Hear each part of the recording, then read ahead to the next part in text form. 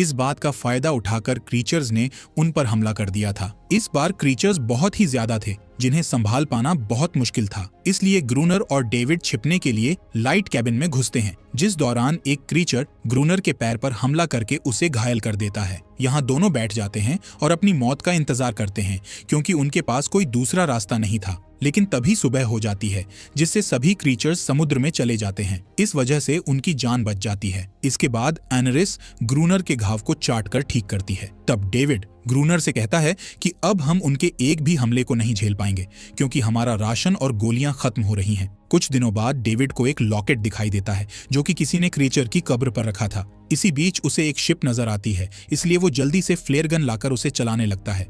तब ग्रूनर उस पर हमला करके उसे गन चलाने से रोक लेता है, क्योंकि वो नहीं चाहता था कि डेविड उसे छोड़कर जाए। इसी दौरान अनेरिस डेविड को बचाने के लिए ग्रूनर पर हमला करने वाली होती है, इसलिए ग्रूनर डेविड से दूर हट जाता है और फिर बेल्ट निकालकर अनेरिस को सबक सिखाने का कहता है, लेकिन अनेरिस वहां से भाग जाती है। अगले दिन डेविड अनेरिस को टावर से बाहर जाते हुए देखता है, इसलिए वो उसका पीछा करके उसके पास जाता है और देखता है कि ग्रूनर ने उसे बुरी तरह पीटा है। डेविड को उसके लिए बहुत बुरा लगता है।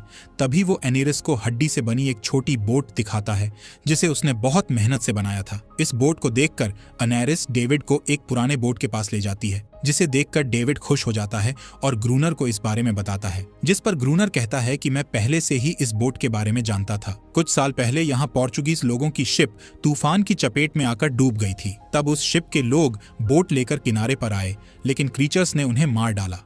साथ ही वो बताता है कि वो सभी इलीगल तरीके से डायनामाइट ले जा रहे थे। तब डेविड कहता है कि अगर हम उस शिप से डायनामाइट ले आएंगे तो एक ही बार में कई क्रीचर्स को ब्लास्ट करके मार सकते हैं, जिसके लिए ग्रूनर मना कर देता है। इसके बाद डेविड बोट को सही करता है। तभी उसे एनरिस की आवाज सुनाई देती है, जो कि नहा रही थी। डेविड उसके पास जाकर उसके साथ नहाने लगता है, जिससे दोनों एक दूसरे के करीब आने लगते हैं।